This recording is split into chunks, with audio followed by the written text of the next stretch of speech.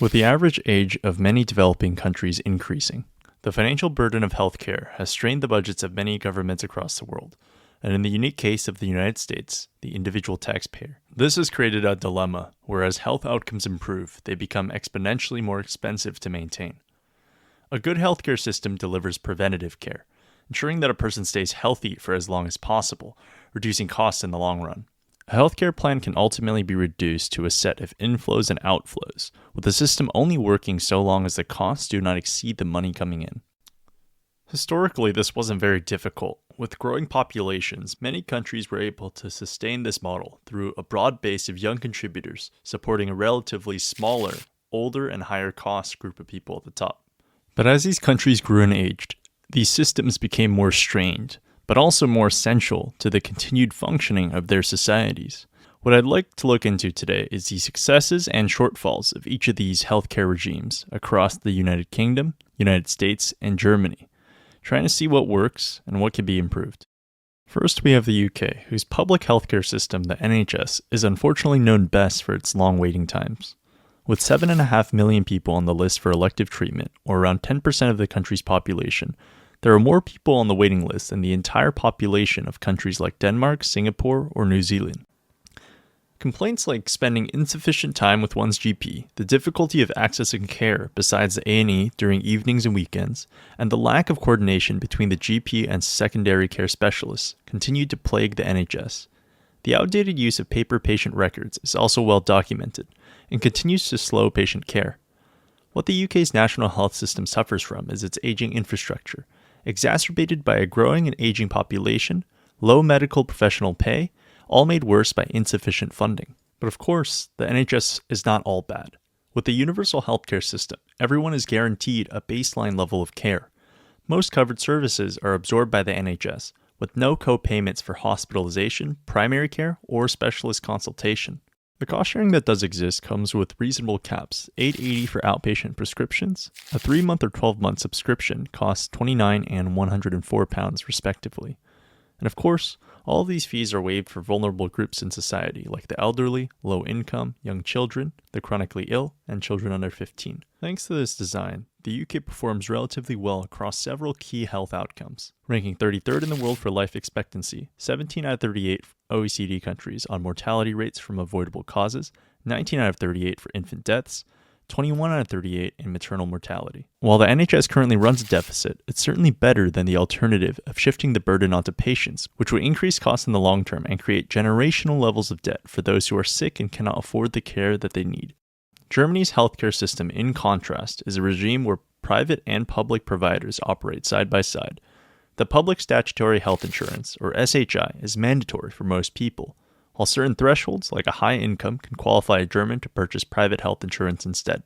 Several key tenets define the German system, that of solidarity, self-administration, and cost-effectiveness. What does each of these things mean in practice? Solidarity means cost-sharing. The concept of insurance centers around the tenet of spreading risk. In this case, sharing the high cost of healthcare across a broad population so that no single individual is financially ruined by illness or injury. Germany has embraced this principle in good faith, developing a system where each individual has equal responsibility in bearing the costs of SHI, and in return, everyone, even the unemployed, has an entitlement to basic healthcare. The SHI fee per person is 14.6% of an employee's gross salary, with half charged to the employee and the other half charged to the employer, all contributing to a pool of money called the healthcare fund. To ensure that high-income earners are not paying excessively, there's a cap on additional contributions for anyone who makes above a certain income. In 2024, that was $58,000. What they get for paying these fees are reasonable copays and good services. German hospitals charge €10 a night, capped at 28 days or $280 per calendar year. Prescription drugs cost a €5 minimum and a €10 maximum, with uniform prices across all pharmacies due to government regulation. These fees are further capped at 2% of gross income and 1% for the chronically ill every year.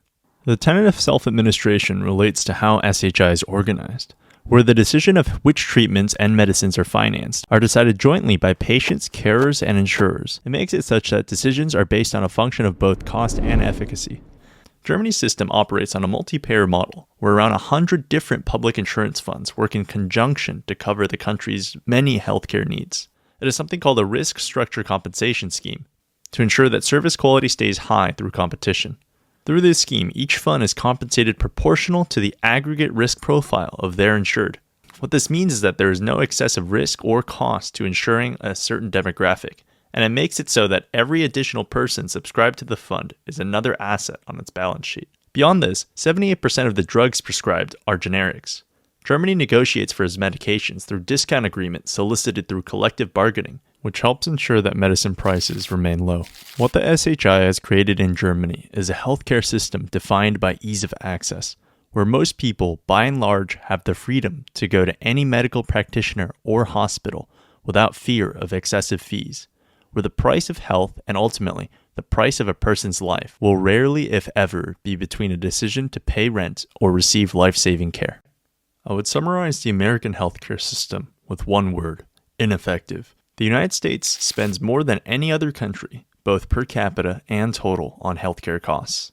Its health insurance scheme is a mix of public and private, with the publicly funded Medicaid for low-income individuals and Medicare for the elderly. Then there's a private front, which is either privately purchased or employer-provided. Everyone else, both those who don't pay and the unemployed, are generally out of luck. Private insurance tends to differ based on the tier of plan purchased, making the quality of care uneven based on the types of therapies, operations, and medicine covered, the copay per service, and the amount of procedural hoops to jump through to get the necessary service. Your insurance provider may deny you coverage under the umbrella of medical necessity, or delay your coverage on the basis of requiring additional tests or for you to try less effective but cheaper medications.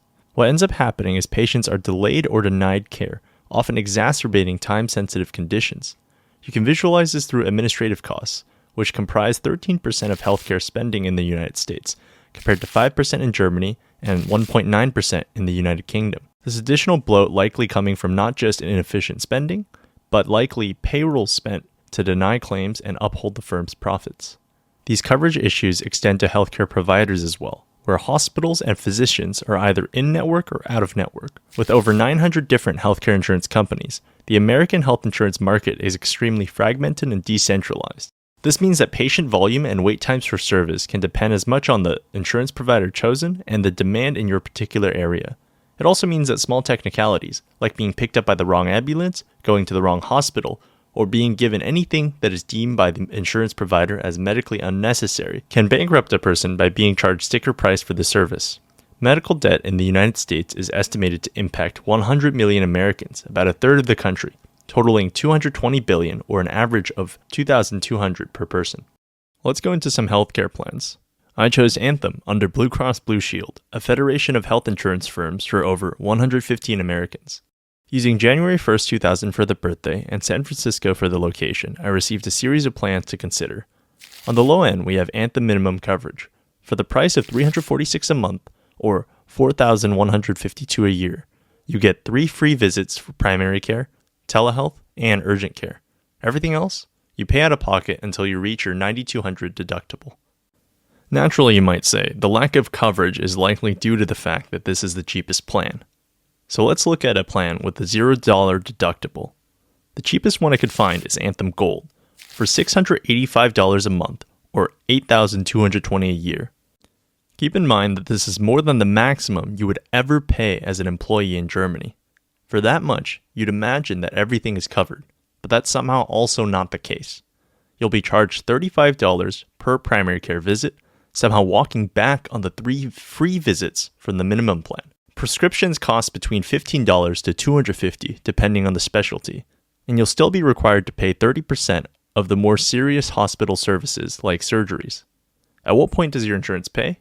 When your fees finally reach the $8,700 out-of-pocket maximum. As you can see from these examples, healthcare in the United States is not cheap, and even if we assume that there are no disputes from the insurance company regarding coverage, accessing it can cost the individual thousands on top of the hefty premiums, even if you're paying for a premium package. The system makes it so that you have to somehow predict your health in advance, an impossibility in its own right, forced to either gamble that you won't fall ill to save money, or overpaying to ensure that you won't be in a situation where you're bankrupted by medical bills. Adding somehow more fuel to the fire is the high cost of prescription medicines, with the lack of government price bargaining, a powerful pharmaceutical lobby, and an absence of price caps. Drug makers are allowed to sell their medications at significant markups.